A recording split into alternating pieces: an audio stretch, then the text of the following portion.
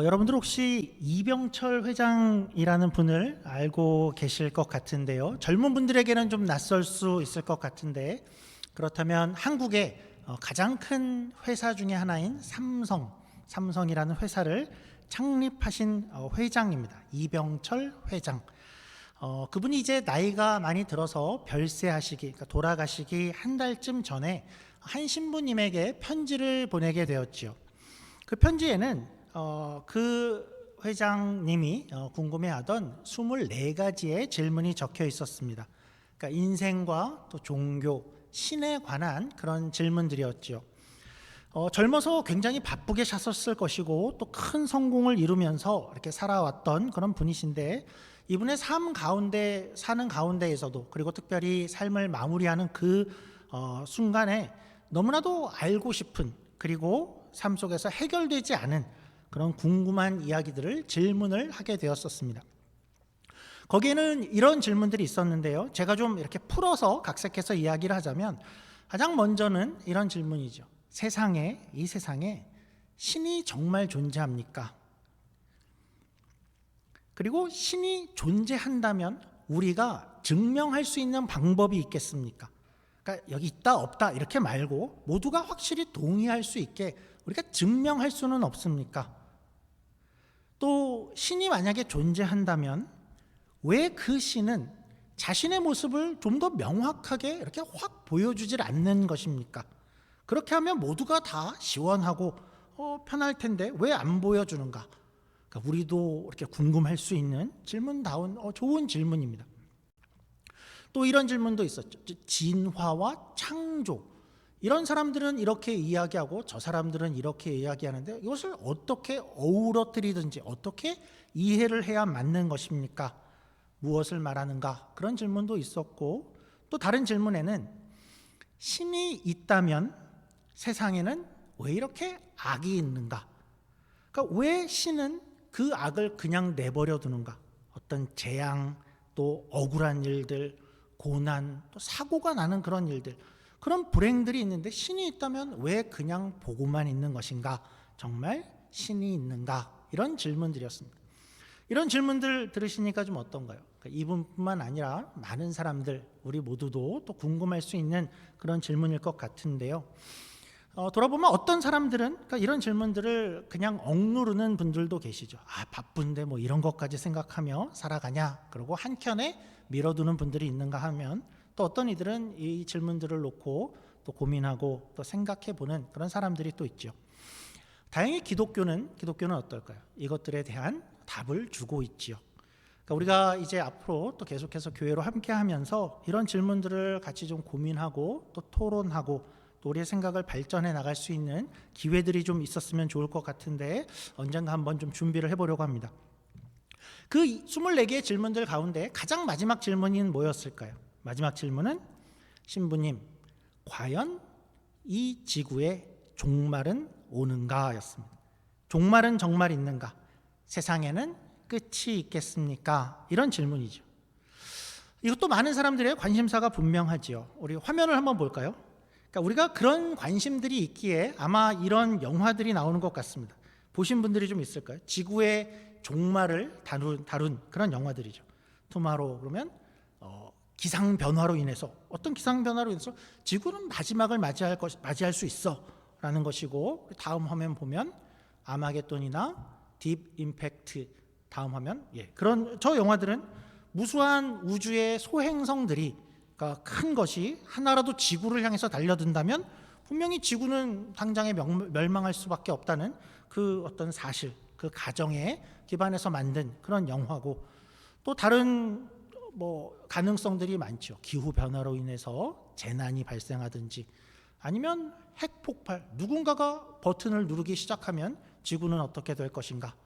또 환경과 생태계를 지키지 않아서 오는 그 결과들이 결국은 지구의 마지막을 가지고 올 수 있다. 이런 생각들을 많이 하고 이야기를 하고 또 영화들이 만들어지기도 하죠. 그러면 우리는, 크리스찬들은 이 마지막 날에 대해서 어떻게 생각을 해야 될까요? 화면 감사하고요. 사는 게 바쁜데 그런 것까지, 또는 설마 우리가 사는 날 동안 그런 날이 있겠냐? 하고 우리는 그렇게 사는 게 맞을까 하는 그런 질문이죠.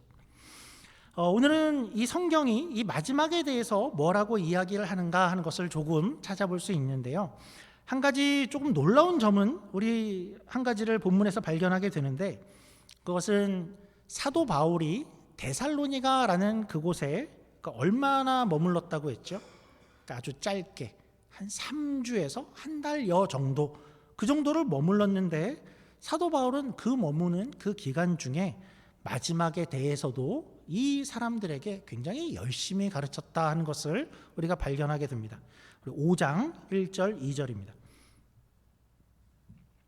형제들아, 때와 시기에 관하여는 너희에게 쓸 것이 없음은 주의 날이 밤에 도둑같이 이를 줄을 너희 자신이 자세히 알기 때문이라.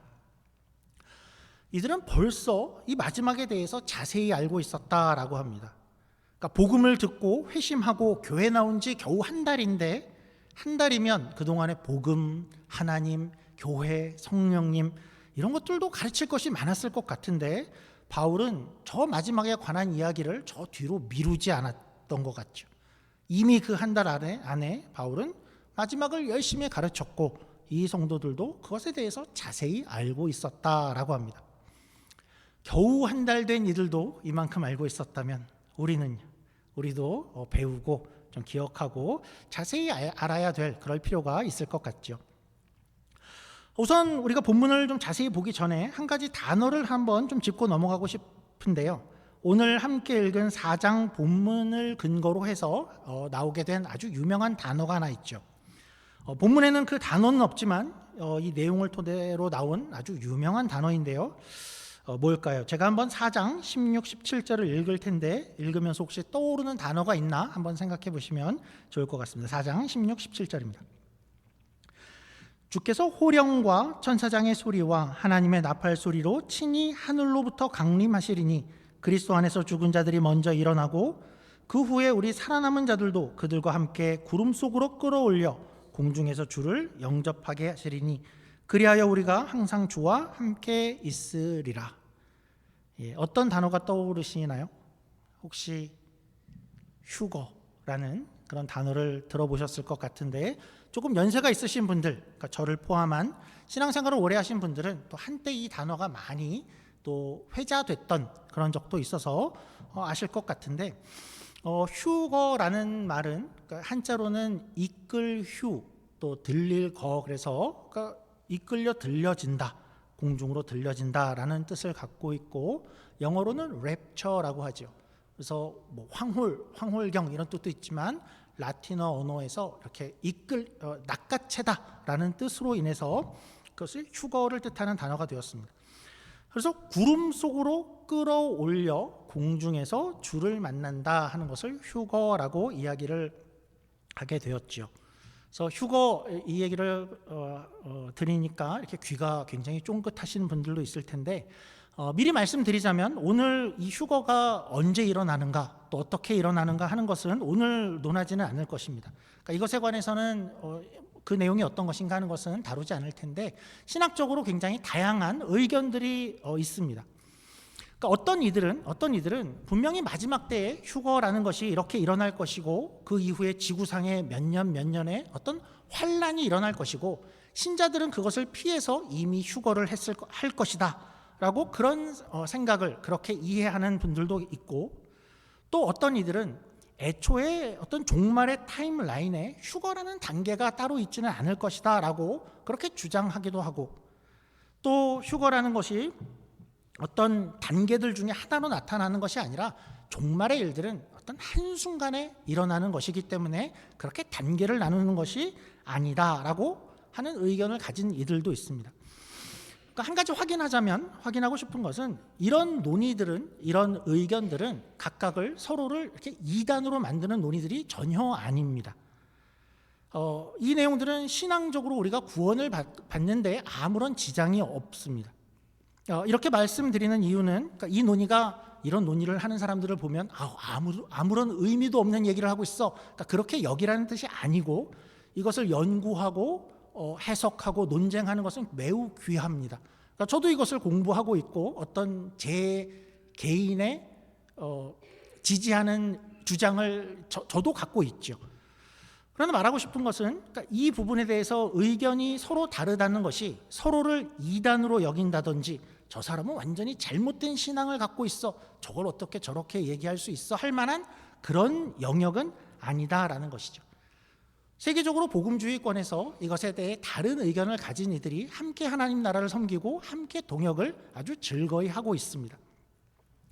아시겠죠? 이것은 논쟁할 수는 있으되 싸우고 적이 될 만한 그런 내용들은 아니고 정죄할 필요는 없다입니다. 그런데 이제 오늘은 이것을 이제 주로 공부하는 그런 시간은 아니고 데살로니가 이 본문에 더 집중을 하게 될 텐데요. 오늘 본문을 이렇게 보면, 본문을 제대로 이렇게 따라가다 보면 사도 바울이 지금 이 읽은 내용들을 말하는 것은 그 사도 바울의 관심 자체가 마지막 날에 그 휴거가 어떻게 일어나고 그때 무슨 일이 일어날 것인가, 그 자체와 모양을 설명하는 게 주된 의도는 분명히 아니어 보입니다. 그러니까 애초에 여기서 사도 바울이 데살로니가 전서를 통해서 답하고 말하려고 하는 그런 답하려는 질문 자체가, 아니 마지막 날에는 도대체 무슨 일이 일어나는 겁니까? 자세한 과정을 좀 설명해 주십시오. 그게 너무 궁금합니다. 그런 질문에 대해서 답을 하는 것이 아니라는 것이죠. 그러면 바울은 무슨 질문에 지금 이 이야기를 하게 되는가 하는 것을 우리가 보게 될 텐데, 무슨 질문에 대해서 바울은 지금 짧게 얘기하면 주께서 오실 것이고 성도들을 만나고 함께 하리라, 이런 답이 왜 나오는 것일까? 애초에 바울이 무슨 이야기를 하는 것일까 하는 것을 좀 찾아가 보려고 합니다. 4장 13절입니다.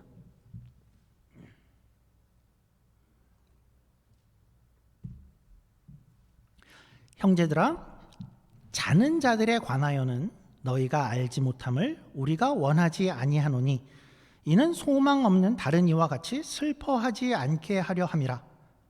자, 이게 데살로니가 교회의 문제고 현실이었습니다.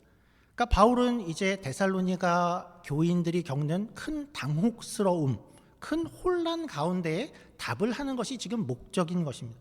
그러니까 여기 자는 자들은 뭐죠? 자는 자들은 이렇게 쿨쿨 자는 자들이 아닙니다.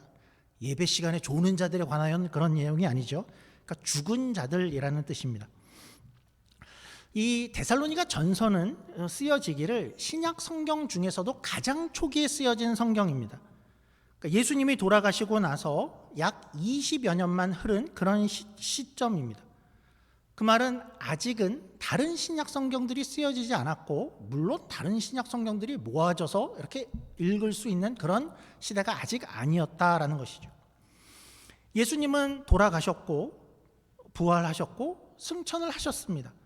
그리고 그때 제자들과 사도들에게 예수님이 그때 20년 전에 무슨 이야기를 하셨냐 하면 그들에게 내가 반드시 다시 오리라 라고 말씀을 하셨죠. 그렇게 말씀하시고 그것을 들은 사도들과 제자들은 당연히 어떤 생각을 가지게 되었을까요?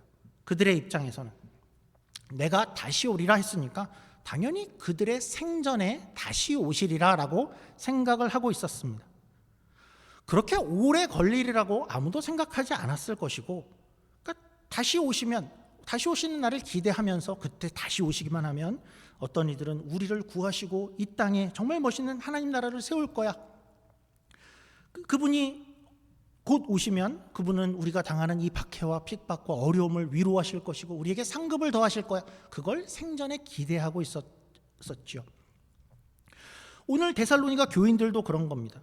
예수님이 오셔서 십자가를 지시고 그분이 메시아이고 그분이 부활을 하시고 승천하셨습니다. 그러니까 이 복음을 그들은 이방인으로서 이 복음을 들었고 이제 그들은 그분이 그리고 다시 오시리라 하고 약속을 하셨습니다라는 것을 교인들이 듣게 되었죠. 그래서 데살로니가 교인들의 기대와 소망은 예수님이 곧 오시면 그들은 이방인으로서 생전에 예수님을 본 적이 없었겠지만 오시면 그를 너무나도 맞이하고 싶었을 것이죠. 그런데 이제 시간이 지나면서 무슨 일이 벌어진 것이죠? 한번 이야기로 좀 만들어 보자면 어느 날 같이 회심하고 복음을 듣고 회심하고 교회를 함께 시작한, 그리고 주를 만나기를 너무나도 기대했던 어떤 박 권사님이 갑자기 지병으로 돌아가시게 된 것이죠. 그리고 또 몇 주 전까지 같이 박해와 핍박을 이기며 신앙을 지켰던 옆집의 김 집사가 뭐 교통사고, 어떤 사고를 당해서 사망하게 된 것입니다. 그래서 공동체 안에 이런 질문들이 일어나게 된 것이죠. 아니, 이분들은 어떻게 되는 거냐? 죽었는데 주가 다시 오시면 이제 주를 못 보는 거 아니냐? 그들의 실제적인 질문이었던 것이죠. 아, 그들은 이렇게 죽었으니 다 끝이구나. 이들은 주를 못 보는 거 아니야? 아, 참 허망하다, 슬프다, 슬퍼했던 것입니다. 당시 사람들에게 있어서 부활이라는 것은 결코 쉬운 개념이 아니었습니다. 그들은 고대 사람들이니까 사람이 죽었다가 살아나는 것도 말하면 금방 믿을 거야, 그렇지 않았고, 죽은 다음에 다른 세계가 있고 내세가 있어서 거기 가게 될 거야도 그게 쉽게 믿을 수 없었습니다. 데살로니가 교인들도 이제 예수님의 부활은 믿지만 우리도 다시 부활하리라 하는 것에는 이제 가르침이 더 필요한 시점이었죠. 그런데 성도들이 옆에서 죽기 시작하니까 그들은 어떻게 되는가 하는 것이 궁금한 것이었습니다. 그래서 거기에 바울이 답을 하는 거죠. 답이 되나 한번 보죠. 우리 14절입니다. 우리가 예수께서 죽으셨다가 다시 살아나심을 믿을진대 이와 같이 예수 안에서 자는 자들도 하나님이 그와 함께 데리고 오시리라. 그러니까 한마디로 걱정하지 말아라 하죠. 그들의 죽음이라는 것이 그들의 앞으로의 영혼 속에서의 운명에 아무런 문제가 되지 않는다. 그리고 계속 이어가는 것입니다. 15절입니다. 우리가 주의 말씀으로 너희에게 이것을 말하노니 주께서 강림하실 때까지 우리 살아남아 있는 자도 자는 자보다 결코 앞서지 못하리라. 주께서 호령과 천사장의 소리와 하나님의 나팔 소리로 친히 하늘로부터 강림하시리니 그리스도 안에서 죽은 자들이 먼저 일어나고 그 후에 우리 살아남은 자들도 그들과 함께 구름 속으로 끌어올려 공중에서 주를 영접하게 하시리니 그리하여 우리가 다 항상 주와 함께 있으리라. 그리고 진짜 결론은 18절입니다. 그러므로 이러한 말로 서로 위로하라이죠. 주제는 위로하라입니다. 슬퍼하지 말아라. 죽음이 우리를 갈라놓지 못한다. 죽음은 우리에게 문제가 되지 않는다. 죽음이 우리에게 슬픔이 되어지지 않고 우리에게는 소망이 있다. 죽은 자들이 아무런 불리한 점이 없다. 디스어드밴티지를 가질 아무런 그런 것이 없고 오히려 그들이 더 나을 것이야. 여기는 그 이야기를 이제 바울이 한 것이죠. 이 말씀 덕분에 우리도 오늘날 이제 우리에게 그런 믿음이 있는 것이죠. 우리 주변에도 먼저 세상을 달리한 그런 분들이 있죠. 부모님들, 또 가족들, 형제들, 친구들, 동료들. 우리는 그들을 향해서 슬퍼할 수 있고 또 염려할 수 있지만 그러나 우리에게 소망이 이렇게 있다 하는 것을 이 본문이 우리에게 말씀해 주시는 것입니다. 우리가 마지막 날에 대해서 바른 지식을 알고 배웠다면 그러면 우리는 그 마지막 날에 우리가 주와 함께 그를 만날 것을 우리가 소망하게 되는 것이죠. 그러나 데살로니가 교인들은 아직 그런 믿음, 그런 가르침이 없던 그런 이들이 슬픔과 당혹 가운데 있을 때에 이제 바울이 그 소망을 보여준 것이고 이제 바울은 이제 그 문제를 다루다 보니까 먼저 죽은 자들은 어떻게 되는 겁니까? 때문에 무슨 얘기가 나왔냐면 마지막 날이라는 이야기가 나오게 됐죠. 그리고 이제 그 이야기가 나오다 보니까 이야기가 어디로 가게 되냐 하면 그러니까 자연히 우리라도 그랬고 데살로니가 교인들도 당연한 한 가지 질문이 떠오르게 되었습니다. 참 2000년 전이나 오늘날이나 참 성경은 적절하고 사람들은 비슷한데요. 어떤 질문일까? 당연히 예상되는 질문은 그래서 그 마지막 날, 그날은 언제입니까? 그러니까 바울은 이제 그래서 궁금해할 이들에게 또 궁금한 오늘날 우리에게도 이제 마지막에 대해서 이야기를 이어가게 됩니다. 우리가 알아야 되는 건 뭔가? 우리가 알지 못하는 것, 알 필요가 없는 것은 무엇인가? 알지 못하는 것은 무엇인가? 그리고 그날을 향해서 그날을 염두에 두고 우리는 어떻게 살아야 되는가 하는 이야기를 이제 이어가게 되죠. 첫 번째는 알 수 없는 것에 관한 것입니다. 우리가 알 수 없는 것은 그때와 시기는 알 수 없다로 시작을 하죠.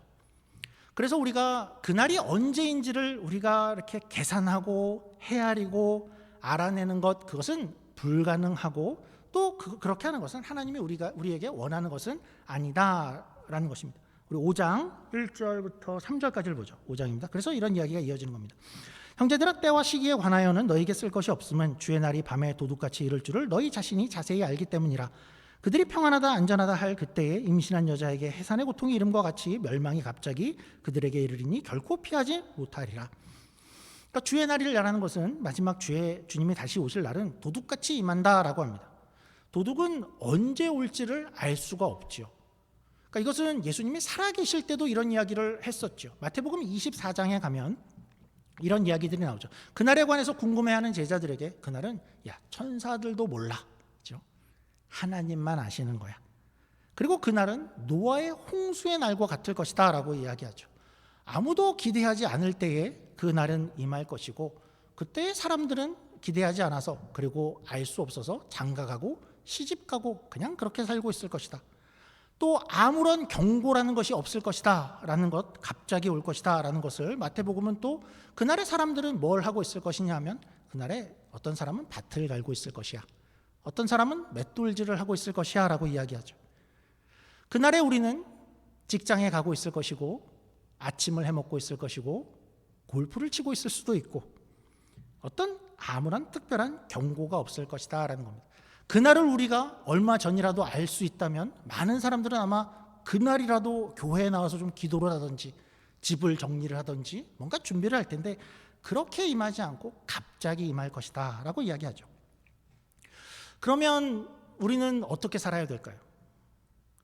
어차피 아무도 모르는 거 아니야, 그날이 언제인지 모르니 그냥 생각하지 말고 살자, 그게 맞을까요? 아니면 언제인지 모르는데 반드시 오긴 한다고? 우리는 모르는데 어떡하지? 그러면 내일일 수도 있는 거 아니야? 오늘 오면 어떡하지? 우리는 이렇게 좀 불안하고 떨며 살아야 될까요? 여러분은 어떤가요? 여러분은 분명히 마지막이 있다라는 이야기를 알고 있을 텐데, 우리가 그날을 모르고 있는데 어떤 생각을 가지고 여러분들은 지내고 계신가요? 우리는 그날을 생각하면 너무나도 큰일 났나요? 도둑같이 온다고 하는데 우리는 속수무책인 거 아니냐? 우리는 어떡하지? 바울은 이어서 꽤 반대되는 이야기를 또 합니다. 우리 4절 보죠. 꽤 반대되어 보이는 이야기를 하는데 4절입니다. 형제들아, 너희는 어둠에 있지 아니하매 그날이 도둑같이 너희에게 임하지 못하리니. 이건 뭐죠? 무슨 말이죠? 이거 장난하는 게 아닐까요? 금방 뭐라 그랬냐면 도둑같이 임한다 라고 해놓고, 지금은 이제 와서는 도둑같이 임하지 못한다 라고 이야기를 합니다. 여러분들 그 도장 깨기라는 말이 있죠. 이 말 뜻을 다 아시나요? 여기서 도장은 우리가 이렇게 찍는 도장은 아니죠. 도장 깨기 하자 해서 도장을 꺼내시면 안 되고, 도장은 무술 고수들이 있는 태권 도장, 이런 무예의 도장을 이야기를 합니다.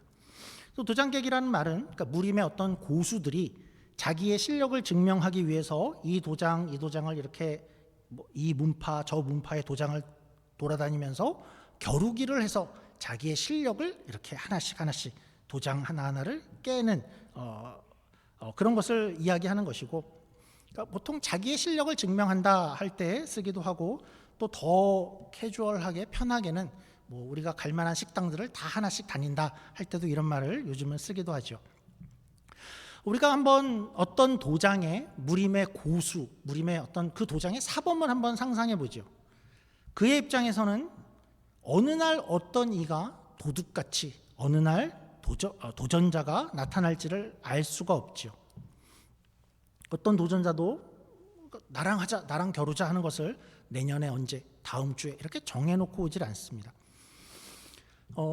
실제로 우리 도둑들이 그렇죠. 그런 면에서 도둑은 위협적인 것이, 언제 올지 모르는 것이 가장 큰 사실 위협입니다.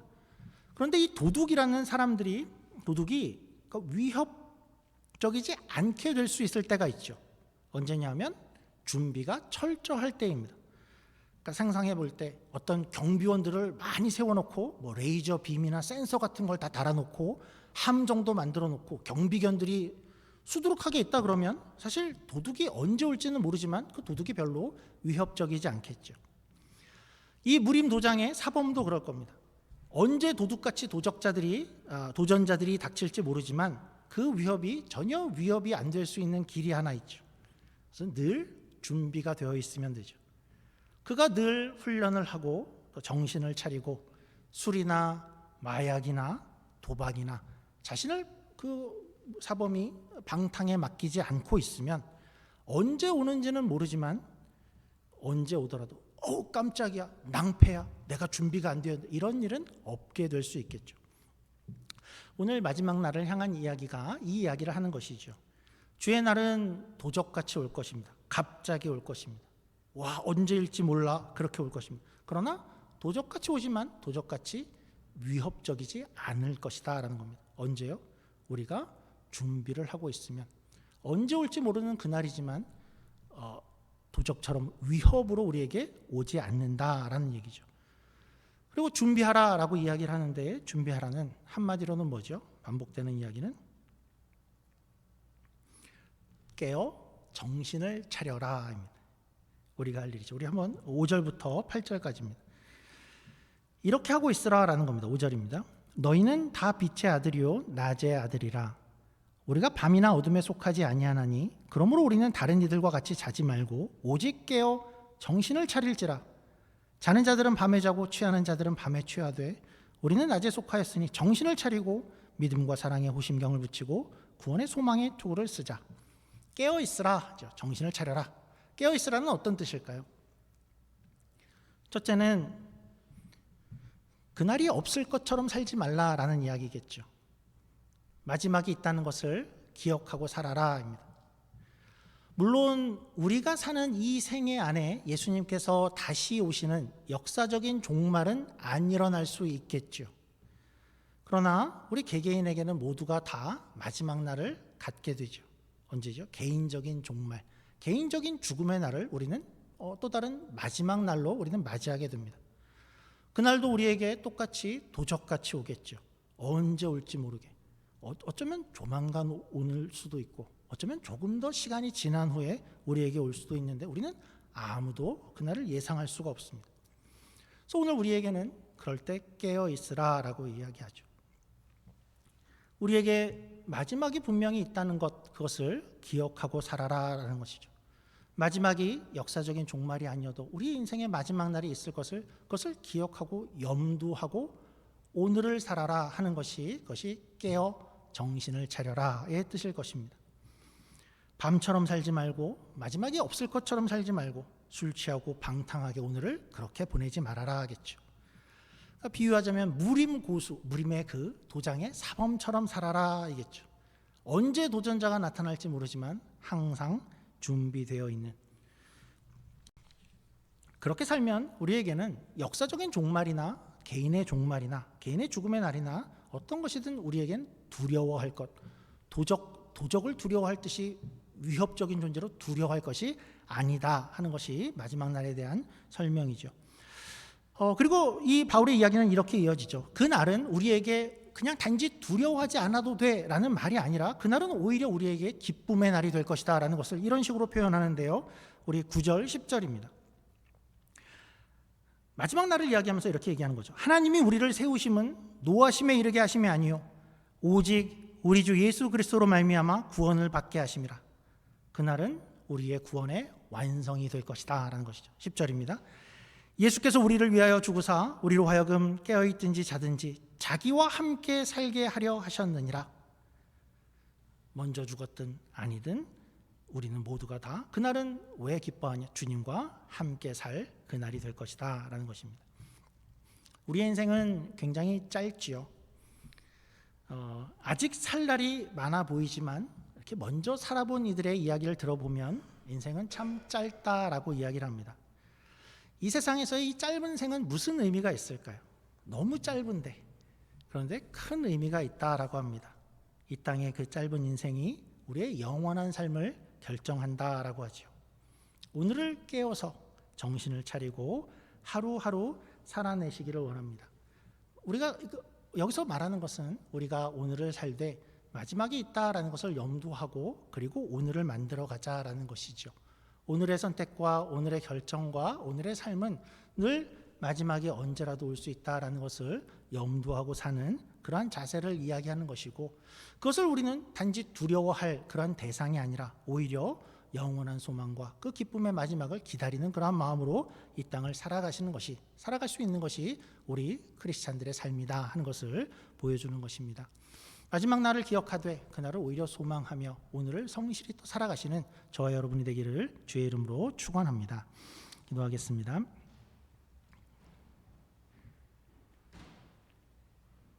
하나님 아버지, 감사합니다. 또 말씀 속에서 우리에게 마지막 날을 향한 또 소망을 주심을 감사를 드립니다. 우리의 죽음이 우리의 인생의 끝이 아니며 우리의 어떤 헤어짐이 단지 슬픔의 내용이 아니며 우리가 다시 만날 날과 항상 영원히 주와 함께 있을 것을 다시 한번 기대케 하시고 희망을 주시고 소망을 갖게 하심에 다시 한번 감사를 드립니다. 살아가는 날 우리가 어떻게 살아갈 것인가를 고민해 보았습니다. 우리가 마지막 날이 없듯이 잊고 무덤덤히 살아가는 것이 아니라 우리에게 늘 언제라도 마지막 날이 올 수 있다라는 것을 염두할 수 있는 우리가 되게 하시고, 그날을 향해서 두려움뿐만 아니라 기쁨과 소망을 가지고 기대하되 오늘을 또 성실히 살아갈 수 있는, 오늘을 또 준비하며 살아갈 수 있는, 방탕에 우리 몸을 내맡기지 않으며 주의 자녀로 하루하루를 살아낼 수 있는 우리 모두가 되게 하여 주시옵소서. 감사하며 예수님의 이름으로 기도드립니다. 아멘.